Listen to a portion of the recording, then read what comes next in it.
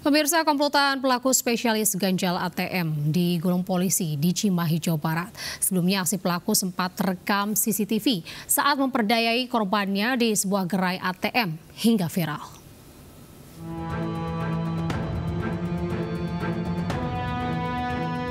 Komplotan pelaku spesialis ganjal anjungan tunai mandiri ATM diringkus polisi di Cimahi.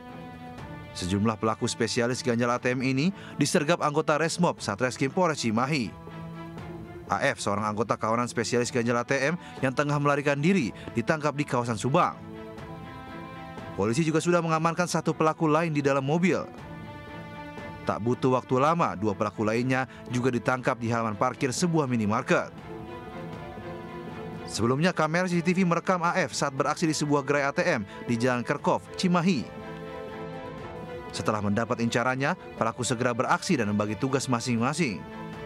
Rata-rata korban incarannya adalah ibu rumah tangga. Total ada 4 anggota komplotan yang digelandang ke Polres Cimahi untuk mempertanggungjawabkan perbuatannya. Modus yang dilakukan adalah dengan cara pertama mereka mengintip orang yang akan mengambil uang melalui ATM, mengintip ketika orang memencet nomor PIN. Namun sebelumnya, para pelaku sudah melakukan aksinya dengan mengganjal lubang insert pada ATM tersebut. Kawanan yang masuk dalam komplotan Palembang ini dijerat pasal pencurian dengan ancaman hukuman 5 tahun penjara. Dari Cimahi, Jawa Barat, Yuwono melaporkan. Seorang wanita menjadi korban penjamretan ponsel di Kota Depok, Jawa Barat. Aksi dua pemuda pelaku penjamretan ponsel terekam kamera pengawas.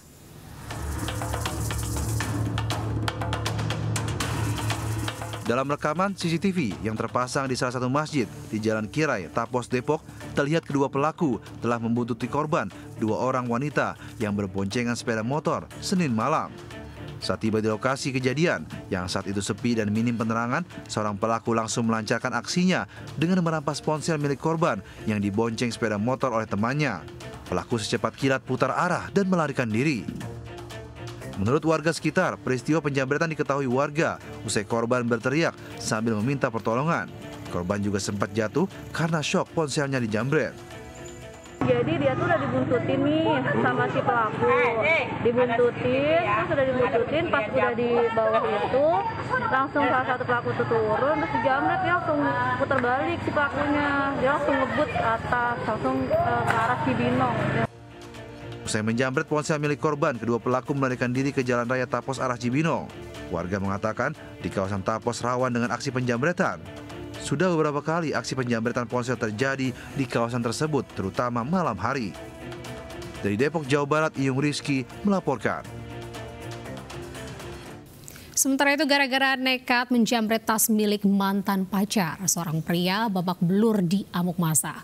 Pelaku sakit hati lantaran diputus cinta dan juga ingin menguasai harta korban.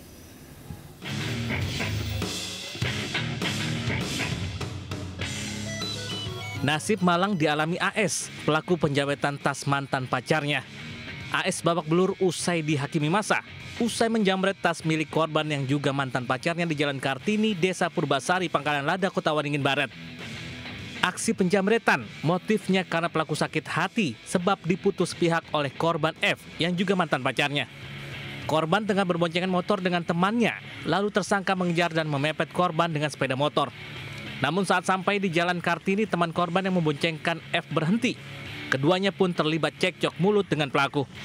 Sejurus kemudian AS menarik tas lempang milik korban hingga putus lalu memukul kepala korban menggunakan helm. Usai mendapatkan tas milik korban yang berisi HP dan uang, kemudian tersangka langsung kabur. Malang, saat bersantai di rumah temannya, pelaku pun didatangi adik kandung korban bersama sejumlah warga lainnya. Korban sempat diamuk massa hingga petugas Polsek Pangkalan Lada tiba dan mengamankan AS. Ada hubungan sebelumnya ada, jadi yang tersangka ini mantan pacar. Jadi karena ada unsur kekecewaan di masa lalu juga, ya jadi si pelaku melakukan aksinya tersebut. AS pun kini harus meringkuk di sel tahanan Mapolres Kota Waringin Barat dan terancam hukuman 9 tahun penjara akibat aksi penjamretan tersebut. Dari Pangkalan Bun, Kalimantan Tengah, Sigit Zakwan, iNews melaporkan. Pemirsa, tingginya intensitas hujan masih melanda wilayah Mandailing Natal, Sumatera Utara, mengakibatkan sebuah tebing longsor dan menimpa 2 rumah warga hingga roboh. Beruntung tidak ada korban dalam musibah ini. Beginilah kondisi 2 rumah warga di Desa Batu, Madinding, Mandailing Natal, Sumatera Utara yang roboh tertimpa tanah longsor dari tebing yang berada persis di belakang rumah. Longsor tebing ini terjadi saat hujan turun dengan intensitas tinggi. Beruntung saat kejadian pemilik rumah sedang tidak berada di lokasi hingga rumah yang roboh tidak sampai menimbulkan korban.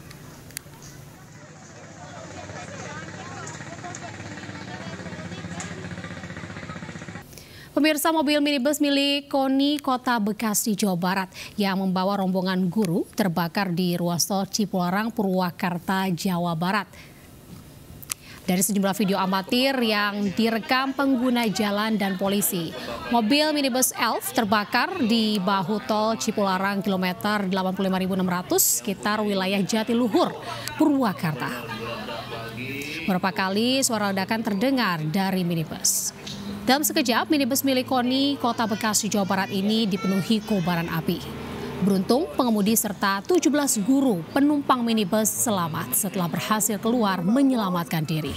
Setelah terjadi, untuk lalu lintas masih tetap bergerak satu lajur.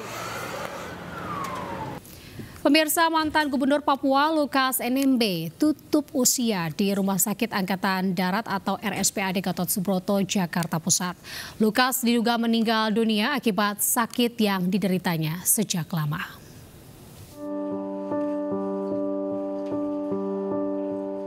Sejumlah kerabat dan keluarga Lukas NMB siang tadi langsung mendatangi ruang Kartika 2, Rumah Sakit Pusat Angkatan Darat Gatot Subroto, Jakarta Pusat. Kedatangan mereka untuk melihat kondisi Lukas NMB yang dikabarkan telah meninggal dunia. Mantan Gubernur Papua yang menjadi terpidana kasus korupsi tersebut meninggal dunia pada pukul 10 waktu Indonesia Barat Selasa pagi. Diduga Lukas tak mampu bertahan hidup akibat penyakit yang dideritanya sejak lama. Jenazah Lukas kemudian dipindahkan ke ruang pemulasaran untuk disemayamkan di rumah duka. Lukas NMB sendiri divonis hukuman penjara 8 tahun oleh Majelis Hakim Tindak Pidana Korupsi Jakarta karena terbukti melakukan korupsi berupa gratifikasi dan suap saat menjabat sebagai gubernur periode 2013 sampai 2022. Rencananya jenazah Lukas akan diterbangkan ke Jayapura pada Rabu malam untuk dikebumikan. Dari Jakarta, Rani Sanjaya, iNews melaporkan. Pemirsa, memasuki puncak arus balik libur Natal, warga Jakarta dan sekitarnya yang berlibur ke Bandung, Jawa Barat kembali menuju kota asal.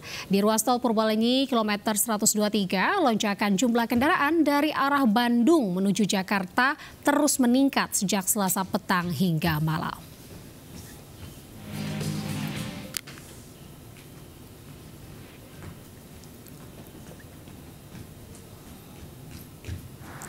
Wisatawan yang mengisi libur Natal di Bandung dan sekitarnya mulai meninggalkan pusat kota Bandung untuk menuju kota asalnya Selasa malam.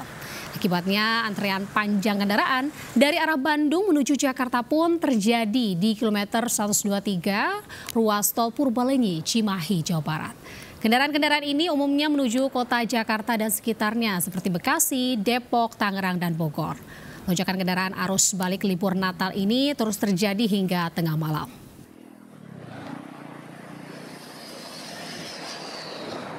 Rekayasa lalu lintas dengan skema one way dan kontraflow diberlakukan secara situasional. Berikut laporan Salam Rahmat Iriansyah, Wahyudi dan Oki Mahendra dari Cikampek, Purwakarta. Ya pemirsa, hingga saat ini situasi arus lalu lintas di kawasan gerbang tol Cikampek Utama di momen arus balik Natal 2023 ini masih terpantau ramai lancar.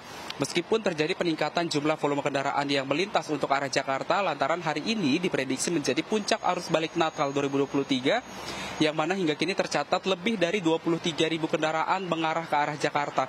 Tentu berbeda situasinya jika kita bandingkan dengan hari kemarin yang hanya sekitar kurang lebih 20.143 kendaraan saja yang mengarah ke arah Jakarta, di mana mayoritas kendaraan ini masih didominasi oleh kendaraan pribadi dengan plat B asal Jakarta. Dan untuk mengurai kemacetan, rencananya penerapan rekayasa lalu lintas dengan menggunakan skema one way satu arah dan juga kontraflow ini nantinya akan diberlakukan secara situasional jika nantinya ketersendatan atau antrian kendaraan ini sudah mulai terlihat di sejumlah titik yang diyakini menjadi titik-titik kemacetan untuk mengarah ke Jakarta. Dari Cikampek, Jawa Barat, Salam Rahmat Iriansyah Wahyudi, Oki Mahendra, iNews melaporkan. 1 hari setelah perayaan Natal, Stasiun Pasar Senen, Jakarta Pusat dipadati penumpang yang kembali ke Jakarta. Pada Selasa, sedikitnya terdapat 43.000 masyarakat kembali ke Jakarta yang turun di Stasiun Pasar Senen dan Stasiun Gambir. Masih dalam rangka libur Natal dan juga Tahun Baru, memang hingga saat ini Stasiun Pasar Senen masih sangat ramai dipadati oleh penumpang yang akan melakukan perjalanan begitu maupun yang kembali ke Jakarta. Nah, berdasarkan informasi dari PT KAI Dawab 1 untuk wilayah Jakarta sendiri, pada hari ini secara total ada 43.400 penumpang yang kembali ke Jakarta, baik yang turun di Stasiun Pasar Senen maupun Stasiun Gambir. Memang hari ini merupakan hari di mana tertinggi penumpang yang balik di Jakarta begitu sejak tanggal 21 Desember 2023 lalu, mengingat hari ini adalah hari terakhir untuk libur Natal begitu, dan esok hari masih banyak masyarakat yang melakukan aktivitas. Nah, diprediksi hingga nanti pada tanggal 7 Januari 2024 masih akan ada puluhan ribu masyarakat yang akan kembali di Jakarta, dan diprediksi untuk rata-rata perharinya mencapai 28.000 masyarakat atau penumpang yang kembali di Jakarta dan turun di Stasiun Pasar Senen maupun turun di Stasiun Gambir. Nah, untuk keberangkatan sendiri baik itu pas Stasiun Pasar Senen dan juga Stasiun Gambir, secara total ada 74 keberangkatan begitu, dengan rincian ada 40 kereta yang berangkat dari Stasiun Gambir dan 34 kereta yang berangkat dari Stasiun Pasar Senen. Hingga saat ini juga untuk ketersediaan tiket masih tersedia 314.000 tiket yang masih bisa dipesan oleh masyarakat yang akan melakukan perjalanan dari Stasiun Pasar Senen maupun Gambir untuk melakukan perjalanan ke berbagai kota yang ada di Pulau Jawa.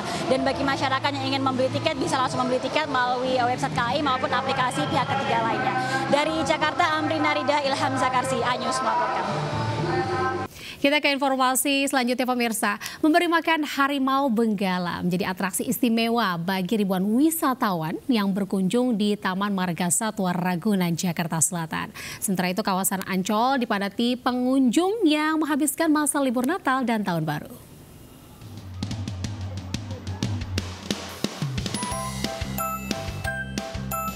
Atraksi memberi makan harimau ini menjadi salah satu yang ditunggu warga yang berlibur ke Taman Marga Satwa Ragunan, Jakarta Selatan. Pengunjung sangat antusias saat zookeeper atau penjaga satwa memanggil salah satu hewan buas, harimau benggala, melemparkan media berbentuk bola yang disisipi daging ayam, membuat harimau mendekat dengan naluri memangsanya. Pengunjung kemudian bisa melihat harimau yang menghabiskan seekor ayam hanya dalam beberapa menit. Feeding time atau memberi makan hewan karnivora jenis harimau benggala ini dilakukan untuk memberikan edukasi sekaligus atraksi bagi para pengunjung. Apalagi pada masa libur Natal dan Tahun Baru ini jumlah pengunjung meningkat hampir 2 kali lipat dibandingkan hari biasa. Total pengunjung pada hari Selasa mencapai 40.000 orang lebih. Yang digelar sebagai edukasi dan sekaligus sebagai atraksi bagi para pengunjung, karena ini ada satu daya tarik tersendiri ya.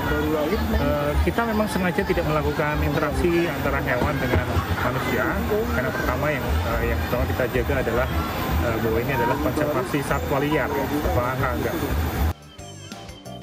Sementara itu, libur Nataru ini dimanfaatkan oleh warga Jakarta dan warga luar ibu kota untuk berwisata, salah satunya di kawasan Pantai Ancol, Jakarta Utara. Para pengunjung menikmati suasana pantai dan berbagai wahana yang ada di lokasi Taman Impian Jaya Ancol. Diperkirakan sedikitnya 600.000 pengunjung memadati kawasan wisata ini selama libur Natal dan Tahun Baru. Dari Jakarta, tim liputan iNews melaporkan. Pemirsa, memperingati hari kelahiran Yesus Kristus, MNC Group menggelar ibadah Natal di studio RCTI Plus Kebonjeruk, Jakarta Barat. Perayaan Natal berlangsung hikmat dengan mengangkat tema Power to Serve.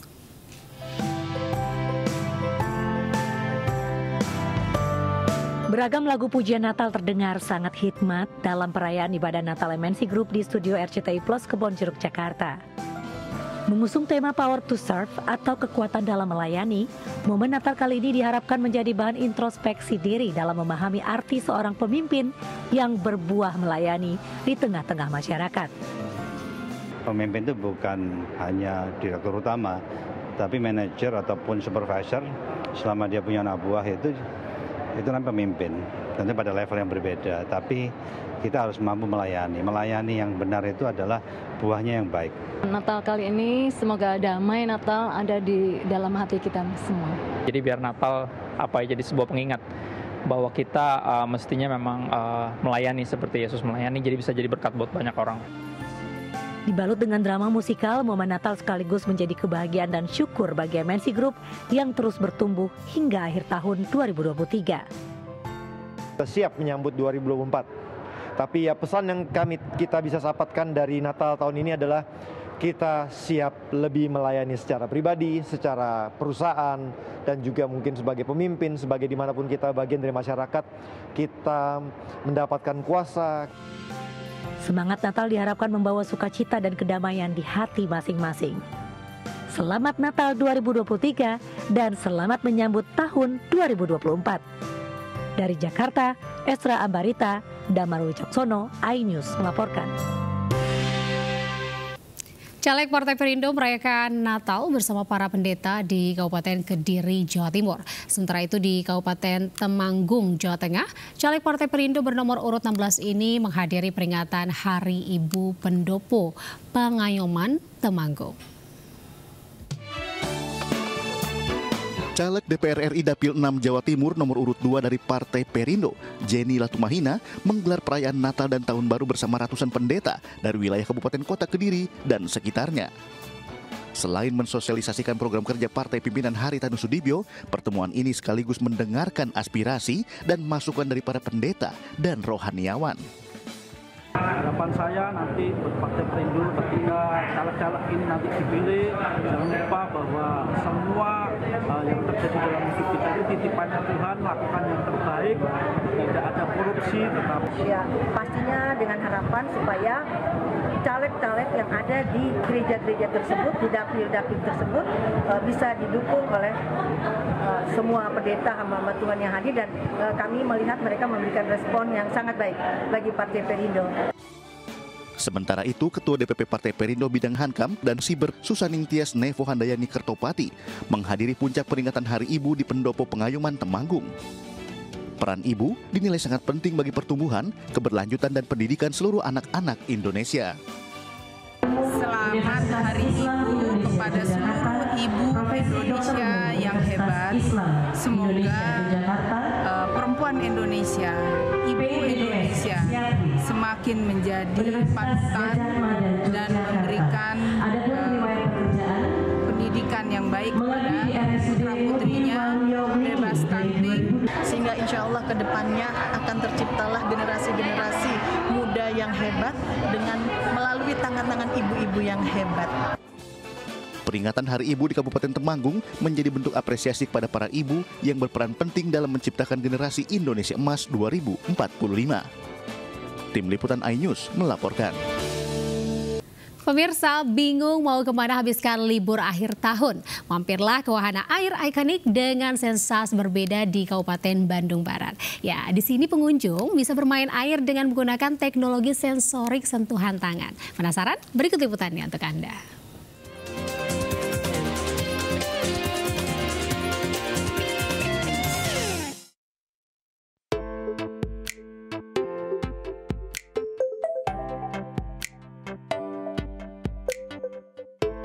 Ingin mencoba bermain wahana air dengan sensasi berbeda? Nah, inilah wahana Path of Water di kawasan objek wisata Dusun Bambu, Desa Kertawangi, Cisarua, Kabupaten Bandung Barat, Jawa Barat. Pengunjung akan melewati spot jumping water, lorong di mana air saling melompat di bagian atas. Ada juga nih splash pads and dancing water.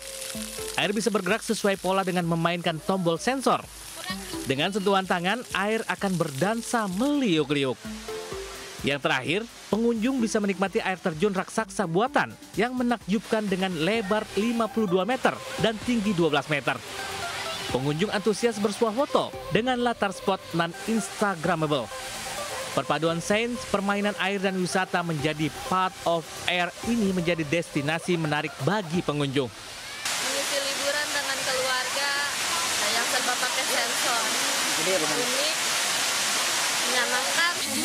Liburan sama teman-teman karena memang Bandung itu tempatnya asik ya, menarik, keren. Soalnya kan di sana kan nggak adanya di sini. Iya. Adalah wahana yang memang mengkolaborasikan antara sains, permainan air yang memang bisa digerakkan oleh satu teknologi.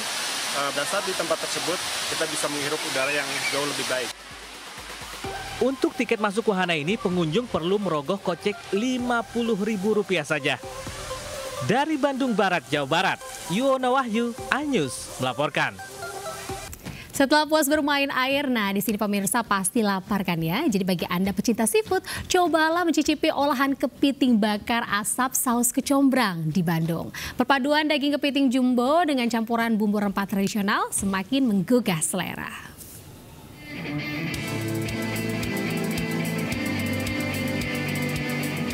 Berada di kota Bandung, Jawa Barat, rumah makan yang satu ini menyajikan menu olahan kepiting yang menggugah selera. Salah satunya nih, menu favorit, kepiting bakar asap saus kecombrang. Pertama, kepiting segar yang sudah dibersihkan direbus selama 3 menit. Selanjutnya, kepiting rebus digoreng secara matang, kemudian dimasak dengan irisan kecombrang, serai, bawang bombay, daun jeruk, serta campuran bumbu khas. Belum sampai itu saja, kepiting saus kecombrang ini kemudian dibungkus dan dibakar selama 5 menit. Perpaduan manis dan gurihnya daging kepiting yang kaya rempah tradisional memberikan cita rasa dan menggugah selera dan bikin ketagihan. Di restoran ini ada beda dari yang lain, ada saus kecombrang. Jadi saya penasaran, pengen coba di sini dan ternyata rasanya itu enak karena rasanya banyak rempah-rempah. Dari harumnya yang unik ya, sehingga jadi mungkin buat customer itu merasa unik, terus merasa ketagihan ya, ingin coba terus. Dan alhamdulillah sih, respon dari yang udah datang alhamdulillah menjadi salah satu favorit di sini. Gak hanya kepiting saja nih, di sini pengunjung juga bisa mencoba menu olahan ikan laut lainnya untuk disantap bersama keluarga di libur akhir tahun. Dari Bandung, Jawa Barat, Billy Maulana Fikran, iNews melaporkan. Pemirsa, menagih telepon seluler miliknya yang dipinjam seorang ibu rumah tangga diancam menggunakan pisau oleh seorang pria. Aksi pengancaman itu kemudian dilaporkan ke polisi.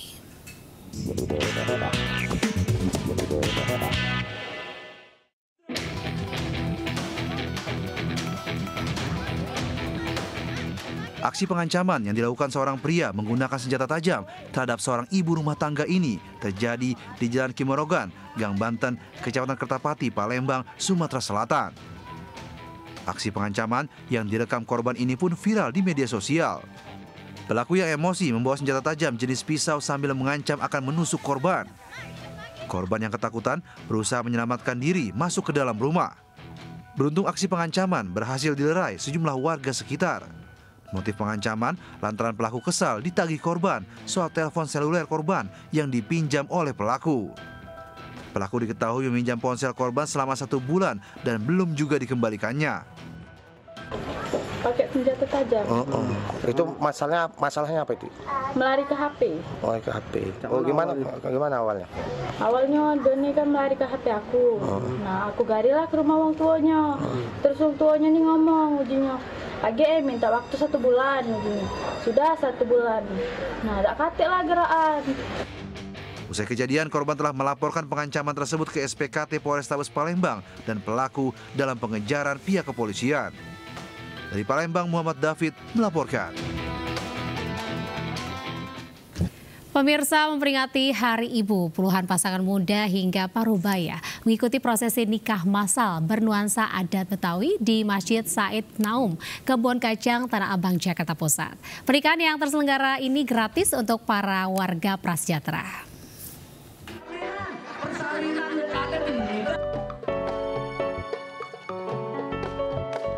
Sejumlah jawara Betawi saling adu jurus dan pantun demi memberikan yang terbaik di halaman depan Masjid Said Naum, Kebon Kacang, Tanah Abang, Jakarta Pusat, Selasa pagi. Jawara pihak pengantin pria harus memenangkan pertarungan sebagai syarat untuk dapat menikahi mempelai wanita.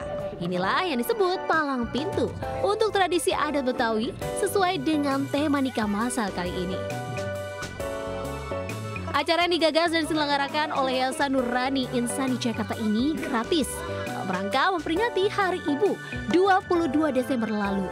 Sebanyak 25 pasangan pengantin berusia muda hingga parubaya menjalani ijab kabul dibimbing penghulu setempat.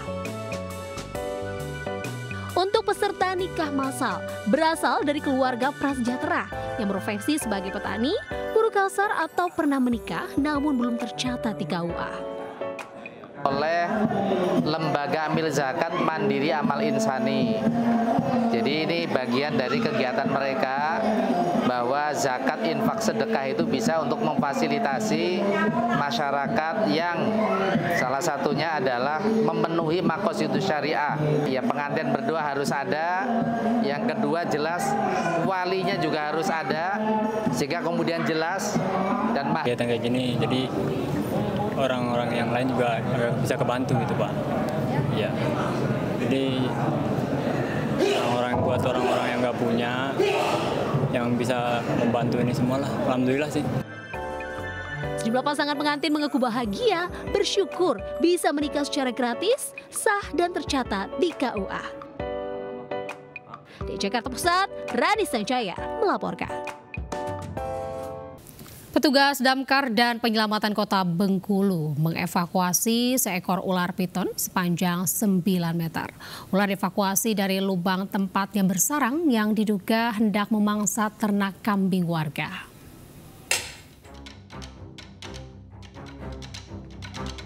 Berbekal laporan warga, tim rescue damkar kota Bengkulu mendatangi lokasi terdapatnya seekor ular bersarang dekat dengan kandang kambing. Khawatir membahayakan warga dan memangsa ternak, 9 petugas damkar dibantu warga pun berusaha mengevakuasi ular. Sempat melawan, akhirnya petugas berhasil menangkap ular dengan panjang sekitar 9 meter ini. Petugas sempat kesulitan lantaran ular bersarang di dalam lubang. Tadi sedikit setelah kita usik, ya kita tangkap, ada perlawanan, mau lari dan sebagainya. Alhamdulillah, ya karena kita bawa personil juga lumayan banyak tadi, 910 orang, sehingga kita bisa evakuasi. Berapa panjangnya itu? Sekitar 9 meteran ada. Usai dievakuasi, petugas membawa ular ke Balai Konservasi dan Sumber Daya Alam Bengkulu untuk selanjutnya direlokasi ke tempat yang lebih aman. Dari kota Bengkulu, Endro Dwirawan, iNews melaporkan. Calon Presiden nomor urut 3 Ganjar Pranowo mendorong perkembangan jamu lokal menjadi pusat produk herbal dunia. Hal ini disampaikan Ganjar saat belusukan ke Pasar Jamu Nguter, Sukoharjo, Jawa Tengah, Selasa siang.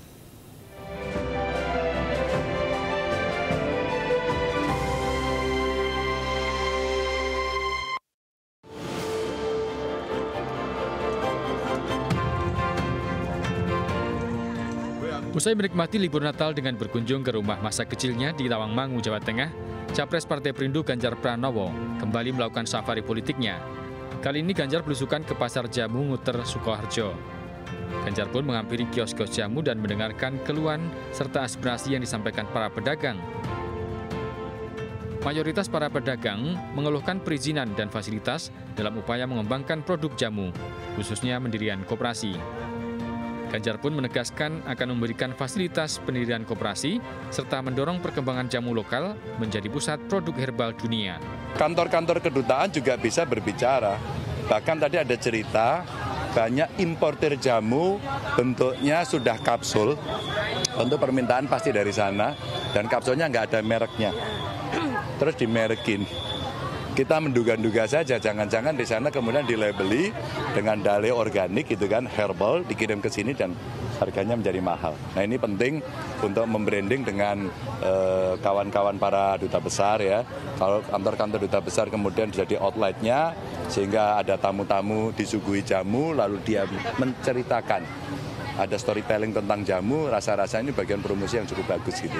Nanti kita akan dorong itu, biar kita menjadi pusat herbal dunia juga. Usai belusukan, Ganjar menyempatkan mampir ke kafe Jamu Muter untuk menikmati koko kunir asem dan jahe. Dampingi Bupati Sukoharjo, Etik Suryani. Dari Sukoharjo, Jawa Tengah, Irfan Hardiansyah, Khairuddin, iNews melaporkan.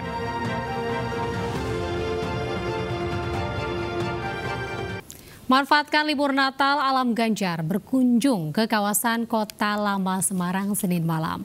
Kehadiran putra calon Presiden Ganjar Pranowo ini langsung menjadi pusat perhatian pengunjung Kota Lama, terutama kaum muda.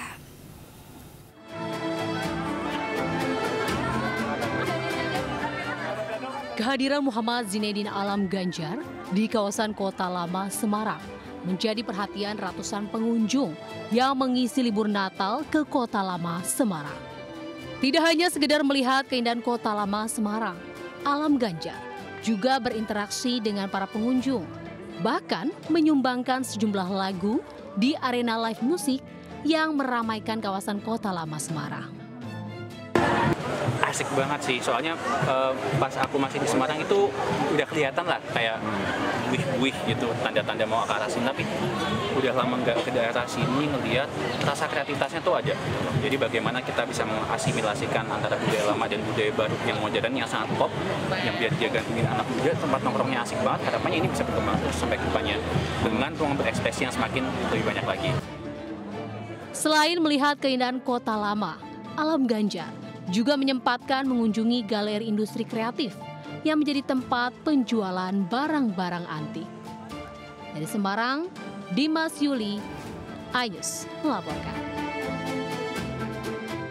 Pemirsa, Ketua Umum DPD Partai Perindo Haritanu Sudibyo mengajak warga Probolinggo, Jawa Timur mendukung Mahfud MD untuk bisa menjadi pemimpin Indonesia bersama Ganjar Pranowo. Mahfud MD pun memiliki 5 kriteria sebagai pemimpin. Shalawat bertajuk Persatuan Indonesia bersama MNC Group digelar di Probolinggo, Jawa Timur. Shalawat dihadiri Ketua Umum DPP Partai Perindo Haritanu Sudibyo, Ketua Harian DPP Partai Perindo TGB Zainul Majdi, hingga calon Wakil Presiden nomor urut 3 Mahfud MD. Dalam sambutannya, Haritanu mengajak warga mendukung Mahfud MD menjadi pemimpin Indonesia bersama Ganjar Pranowo. Juru bicara Partai Perindo Abdul Khalik menilai bahwa Mahfud MD merupakan sosok yang pas dan memiliki 5 kriteria sebagai pemimpin bangsa, yakni berilmu, adil, sederhana, perjuangkan kebenaran, serta sehat lahir batin. Gelar akademisi yang tinggi menjadi dasar kepemimpinan Mahfud MD dan telah teruji dalam mengemban amanah baik di eksekutif, legislatif hingga yudikatif.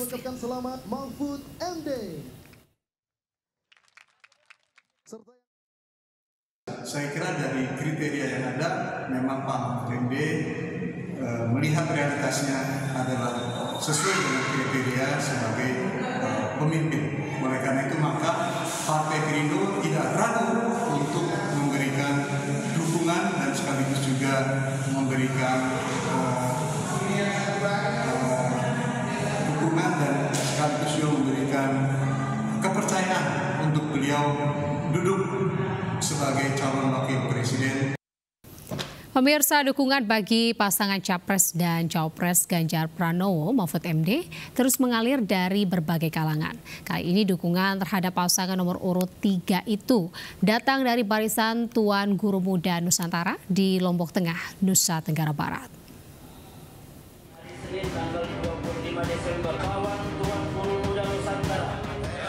Barisan Tuan Guru Muda Nusantara, Nusa Tenggara Barat mendeklarasikan dukungan ke pasangan Capres-Cawapres nomor urut 3 Ganjar Pranowo Mahfud MD di Pondok Pesantren Darul Adqiyah, Lombok Tengah, Nusa Tenggara Barat. Ganjar Mahfud dinilai memiliki komitmen untuk memajukan pendidikan, terutama di kalangan pondok pesantren. Selain itu, pasangan yang didukung Partai Perindo ini juga memiliki rekam jejak yang berasal dari pesantren yang jujur dan amanah. Melihat di antara salah satu visi misi terbaik pasangan Ganjar Mahfud ini memang di antara visi misi dan tujuan yang lainnya itu adalah sangat memperhatikan memang bagaimana nasib guru, dan kami berada di lingkungan pondok pesantren, para tuan guru tentunya lebih dikhususkan nanti kami melihat bahwa sosok Ganjar Mahfud ini membela. Dalam kesempatan ini, Cawapres Mahfud MD yang diwakili relawannya juga memberikan beasiswa perguruan tinggi kepada 10 santri penghafal Al-Quran hingga S3 di Pondok Pesantren Darul Adqiyah. Alhamdulillah saya sampai S3. Alhamdulillah saya sangat bersyukur karena dari dulu saya ingin untuk kuliah, tapi karena nggak ada biaya, karena kedua orang tua saya sudah ada. Untuk itu saya sangat bersyukur sekali dengan terpilihnya saya mendapatkan beasiswa ini. Pemberian beasiswa kepada para santri merupakan bukti kepedulian Mahfud MD terhadap pendidikan. Dari Lombok Tengah, Nusa Tenggara Barat, Emma Widiawati, iNews melaporkan. Calon Presiden nomor urut 1 Anies Baswedan meresmikan Kampung Anies di Kampung Kamboja tepian Sungai Kapuas, Kota Pontianak, Kalimantan Barat, Selasa siang. Dalam sambutannya, Anies mengapresiasi antusiasme masyarakat Pontianak menyambut perubahan.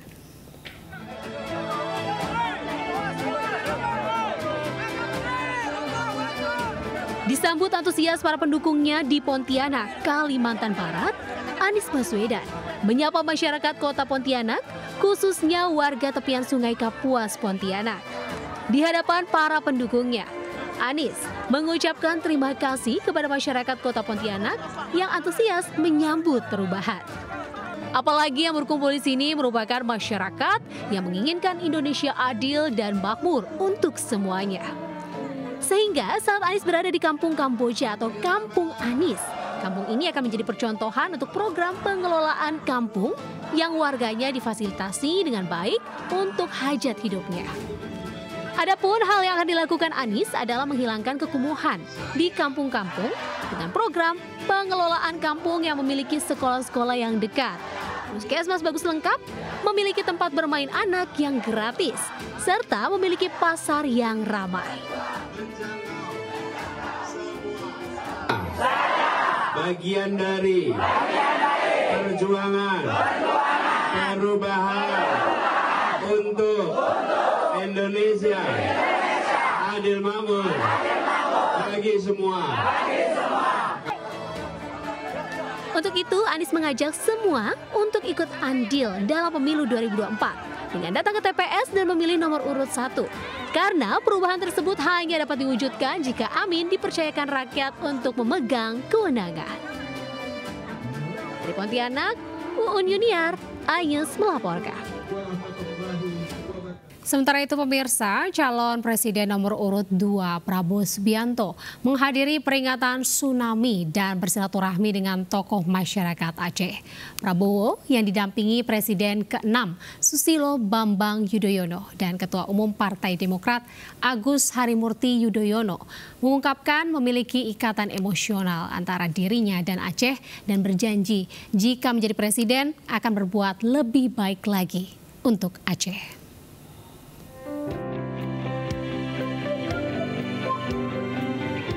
Calon Presiden nomor urut 2 Prabowo Subianto berkunjung ke Aceh bersama SBY dan AHY untuk bertemu tokoh masyarakat Aceh dalam agenda silaturahmi dan mengenang 19 tahun tsunami Aceh. Prabowo pun menyampaikan permohonan maafnya yang sejak pemilu tahun lalu tidak pernah ke Aceh yang memberikan suara besar pada pemilu sebelumnya. Ia pun berjanji jika terpilih menjadi presiden akan berbuat lebih baik lagi untuk Aceh. Prabowo pun menyampaikan memiliki ikatan emosional yang kuat dengan Aceh. Hubungan emosional saya tidak berhenti karena saya juga terus-menerus berhubungan baik. Yang puncaknya adalah bahwa saya bisa bersatu dengan tokoh-tokoh dari Partai Aceh. Ini saya kira suatu kejadian yang langka di sejarah dunia. Saya mantan Panglima di TNI, Panglima Kostrat, Komandan Jenderal Kopassus, Pak Muzakir Manaf, mantan Panglima pasukan Aceh. Kok kita bisa bersatu? Usai bertemu dengan ulama dan tokoh masyarakat Aceh, Capres nomor urut 3 Prabowo Subianto serta SBY dan AHY menghadiri kegiatan ngopi bareng bersama tim dan tokoh muda. Dari Kota Banda Aceh, Taufan Mustafa, iNews melaporkan. Pemirsa, jelang pemilu 2024, Partai Perindo terus turun ke masyarakat untuk bersilaturahmi dan menampung aspirasi mereka. Seperti yang dilakukan caleg DPRD DKI Jakarta Dapil 2 yang mendatangi warga Cilincing, Jakarta Utara. Sedangkan di tebing tinggi Sumatera Utara, caleg Partai Perindo menyerahkan bantuan ambulans.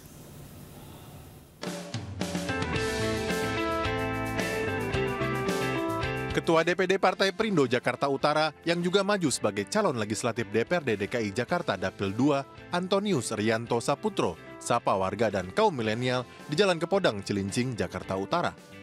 Warga meminta Partai Perindo memperjuangkan rakyat kecil untuk peningkatan usaha serta naik kelas dengan bantuan gerobak Perindo dan modal usaha. Harapannya ya bisa memajukan UMKM, terus mensejahterakan rakyat, janji-janjinya ditepati semua. Kita sering terjun ke lapangan dan berbagi-bagi untuk gerobak, bantuan UMKM dan bantuan modal kerja serta bantuan kesehatan kepada masyarakat sekitar. Mereka sudah merasakan dampak manfaatnya dari Partai Perindo sendiri. Sementara itu, caleg Partai Perindo untuk DPR RI Dapil Sumut 1 Tengku Eri Nuradi menyerahkan ambulans dan spanduk caleg tandem kepada 25 caleg di kantor DPD Partai Perindo Kota Tebing Tinggi.